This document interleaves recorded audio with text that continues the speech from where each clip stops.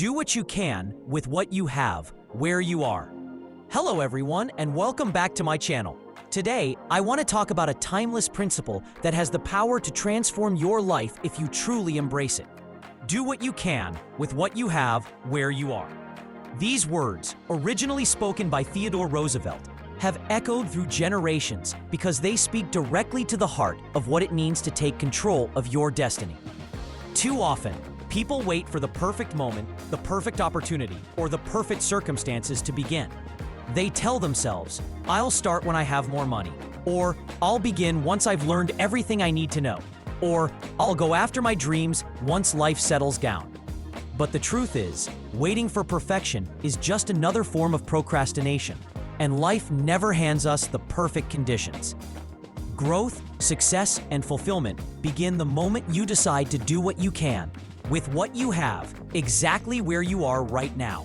Let me start with a story. There was once a young boy growing up in poverty, with no access to expensive equipment, mentors, or opportunities. He wanted to play basketball, but his family couldn't afford a hoop or even a ball at first. So what did he do? He found an old, dented can and used it as a ball. He nailed a makeshift rim to a wooden board and started practicing every single day. Determined to master his skills despite his limitations, that boy grew up to become one of the best players in his school, eventually earning a scholarship and making it into college basketball. His story is a powerful reminder that greatness doesn't come from having everything. It comes from using what you do have to the fullest. He didn't wait for better resources. He started with what he had and made progress step by step. We live in a culture obsessed with comparison. Social media constantly bombards us with highlight reels of people who appear to have more. More money, more success, more connections, more tools, more talent. It's easy to feel stuck when you measure yourself against those images. You think, if only I had their resources, their looks, their network, then I could achieve something too. But this way of thinking is a trap, because it shifts your focus from action to excuses. The truth is, everyone starts from a different place. Some people begin life with advantages. Others face incredible challenges. Yet what defines your future isn't where you start, but what you do with what you have in your hands right now.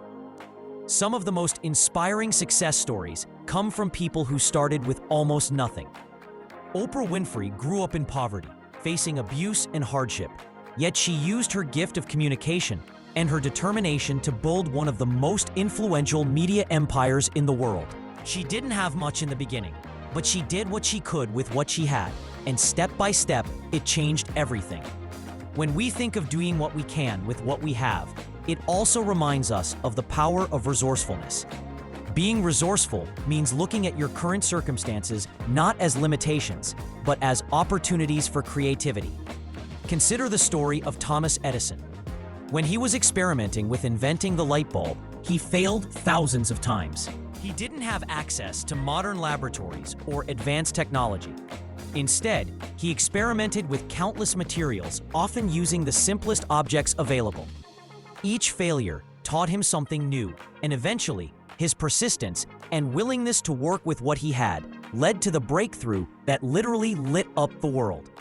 Edison's story shows us that even with limited resources, determination and creativity can change history. Sometimes, we underestimate the power of small beginnings. We think that because our effort is small, it doesn't matter. But small actions, repeated consistently, create massive change over time. Imagine planting a seed. At first, it looks like nothing. It's tiny, fragile, and seems insignificant. But with time, care, and patience, that seed grows into a tree that can provide shade, fruit, and shelter. In the same way, doing what you can right now, even if it seems small, plants seeds for the future. Maybe it's saving just a few dollars each week. Maybe it's reading 10 minutes a day. Maybe it's practicing your skill for just an hour after work. These small efforts might not seem like much, but compounded over weeks, months, and years, they transform your life. Another powerful example of this principle comes from J.K. Rowling. Before she became the author of the Harry Potter series, she was a single mother living on welfare, struggling to make ends meet. She didn't have wealth, connections, or even confidence at times, but she had a story in her heart and a pen in her hand. So she wrote, in cafes while her baby slept beside her, doing what she could with what she had. Her manuscript was rejected multiple times before being accepted. And today, her work has touched millions around the globe. Her journey proves that you don't need everything to begin.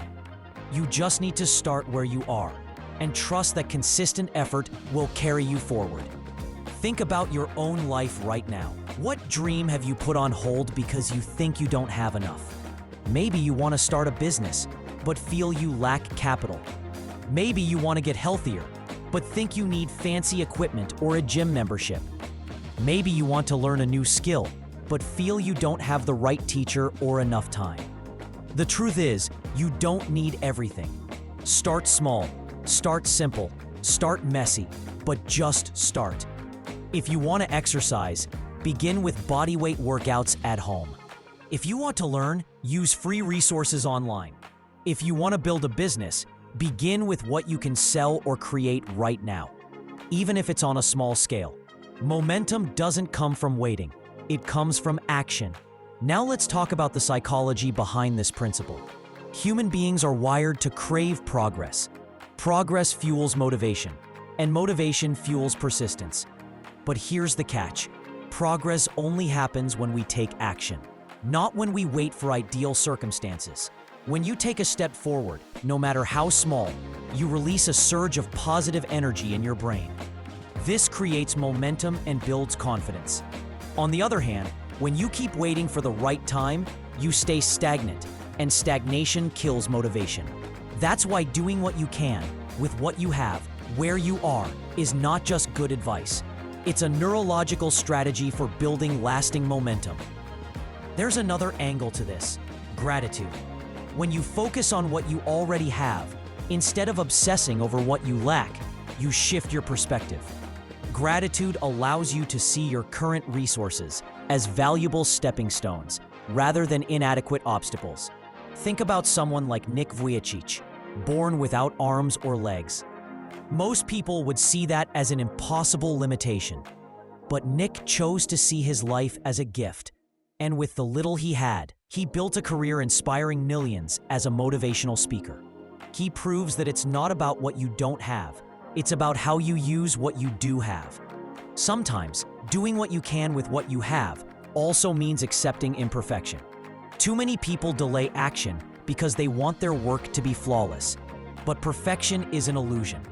The people who succeed are not those who wait until everything is perfect, but those who start, learn along the way, and improve over time. Look at early versions of any successful product, company, or even creative work. They often look rough compared to polished version we see today. That's because progress is iterative.